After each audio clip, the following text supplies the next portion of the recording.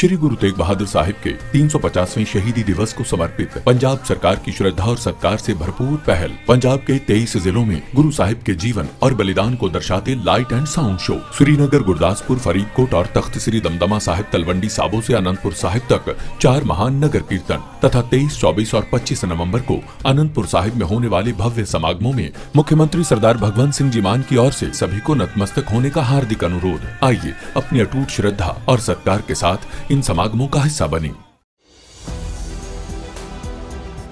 नमस्कार, आप देख रहे हैं 4 PM और मैं हूं आपके साथ निधि तिवारी। बिहार का रिजल्ट आने से पहले तक नीतीश कुमार एनडीए की सबसे कमजोर कड़ी माने जा रहे थे, लेकिन नतीजों ने ऐसा पलटवार किया कि वही नीतीश कुमार अब एनडीए की सबसे मजबूत और चमकदार शख्सियत बनकर उभरे हैं।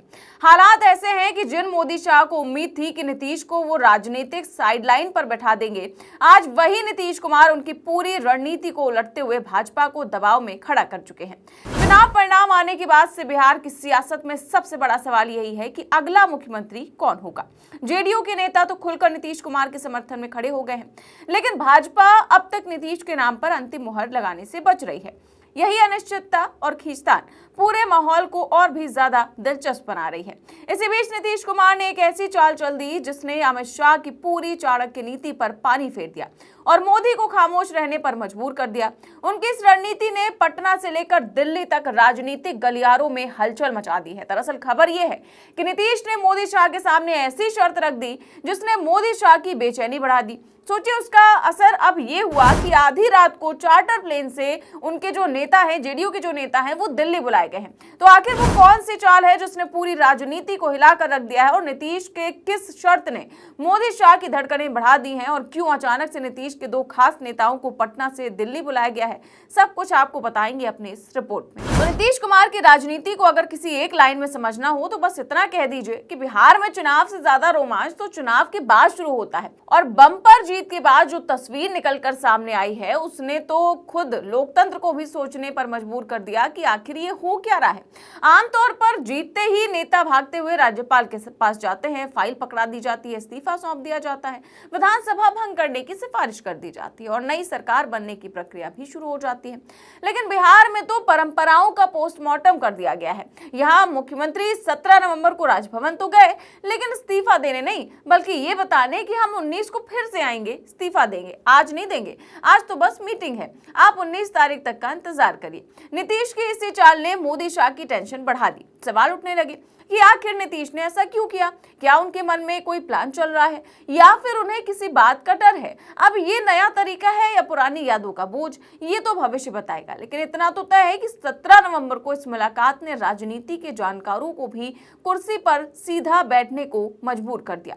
सोचिए, आखिर कैबिनेट बैठक हो चुकी थी, उसमें विधानसभा को भंग करने का प्रस्ताव भी पारित हो चुका था। परंपरा यही कहती है कि जैसे ही ये बैठक खत्म हो, मुख्यमंत्री राज्यपाल से मिलकर औपचारिक इस्तीफा सौंप देते हैं। लेकिन बिहार ने परंपरा को देखकर कहा कि भैया थोड़े दिन बाद राजभवन जाकर नीतीश कुमार ने इस्तीफा देने की बजाय ये बताया कि विधानसभा 19 नवंबर को भंग होगी, तब तक वो मुख्यमंत्री बने रहेंगे। अब देखिए, राजनीतिक जानकार तो चुनाव से पहले यही फुसफुसा रहे थे कि अगर भाजपा की सीटें ज्यादा हुई तो वो किसी और को मुख्यमंत्री बनाने की कोशिश कर सकती है और चुनाव परिणाम ने इस अटकल को और ताकत दे दी। इस बार बिहार में टिकट बंटवारा भी ऐसा हुआ कि जेडीयू और बीजेपी दोनों 101 सीटों पर लड़े, जिससे अपने ही राज्य में एक तरह से जेडीयू का बड़ा भाई का दर्जा खत्म हो गया। टिकट के दौरान ही खबरें आई थी कि नीतीश कुमार इस बंटवारे से खुश नहीं है और उन्होंने कई करीबी नेताओं को नाराजगी में खूब फटकार भी लगाई थी। अब चुनाव नतीजों ने इस नाराजगी को और गहरा कर दिया है। 14 नवंबर को नतीजे साफ हो गए कि जेडीयू ने 2020 के मुकाबले शानदार वापसी करते हुए 85 सीटें जीत ली, लेकिन भाजपा ने 89 सीटें जीतकर साफ कर दिया कि गठबंधन में बड़ा भाई कौन है। यही वो बिंदु है जहां से नीतीश का डर शुरू होता है। उन्हें अंदाजा है कि भाजपा कहीं ऐसा न करे कि 19 नवंबर को होने वाली विधायक दल की बैठक में किसी और चेहरे पर मुहर लगा दे और नीतीश कुमार तीसरी बार पलटी के इतिहास में किसी और तरीके से फंस जाए। इसीलिए उन्होंने एक बेहद तेज राजनीतिक चाल चली और इस्तीफा 19 नवंबर तक टाल दिया। क्या उन्होंने ये चाल इसीलिए चली ताकि भाजपा को समय ही ना मिले कि वो उनके रहते कोई नया दांव चल सके, या फिर उनके दिमाग में कुछ और ही चल रहा था?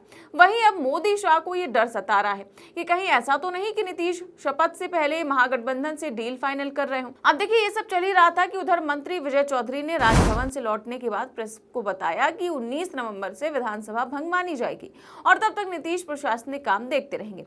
बयान साफ था कि नीतीश जी अभी यही हैं और यही रहेंगे, बाकी बातें 19 को। ये संदेश भाजपा को भी मिला, जनता को भी मिला और उन नेताओं को भी जो दिन रात दिल्ली दौड़ रहे हैं। अब देखिए, नीतीश के इस ड्रामे से मोदी शाह कितने बेचैन हैं वो इससे समझा जा सकता है कि मोदी शाह ने नई मंत्रिमंडल के गठन और मंत्रिमंडल की शपथ से ठीक पहले सोमवार की आधी रात को चार्टर प्लेन भेजकर बिहार के 2 कद्दावर नेताओं को तत्काल दिल्ली बुला लिया। इन नेताओं में केंद्रीय मंत्री ललन सिंह और जेडीयू के कार्यकारी राष्ट्रीय अध्यक्ष संजय झा शामिल है।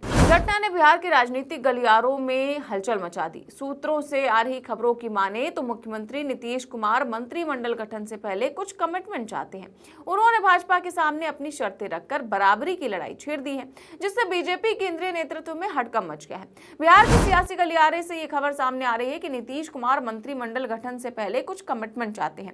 चर्चा ये है कि कुछ विधायकों की ज्यादा संख्या के कारण बीजेपी नेतृत्व कुछ ज्यादा उम्मीद कर रहा है।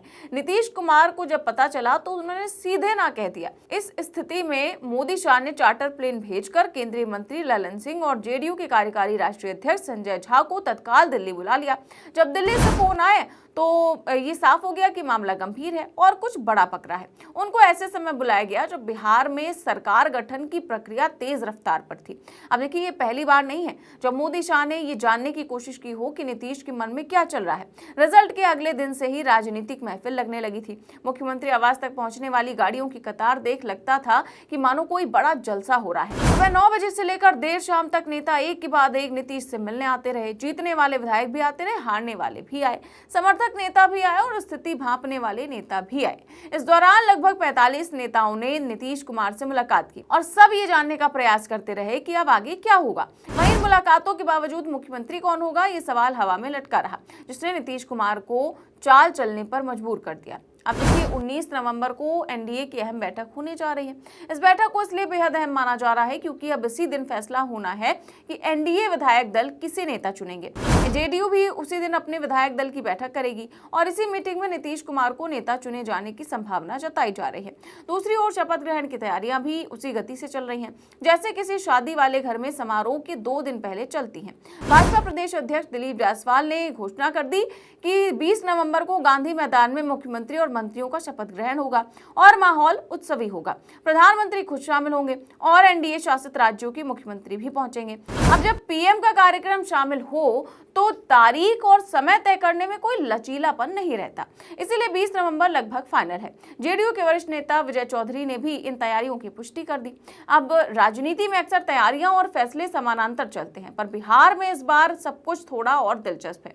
शपथ की तैयारियां पक्की हो गई हैं, लेकिन मुख्यमंत्री का नाम अनौपचारिक है। नेता पहुंच रहे हैं, बैठकें हो रही हैं, पर फैसला अभी भी कागज पर नहीं उतरा है।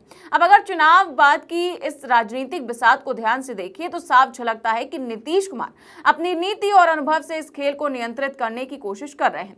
उन्होंने 17 से 19 नवंबर का जो अंतर देखा वो सिर्फ 2 दिन नहीं बल्कि 2 दिनों में ढेर सारे संभावित राजनीतिक दांव पेचों से खुद को सुरक्षित रखने की रणनीति है।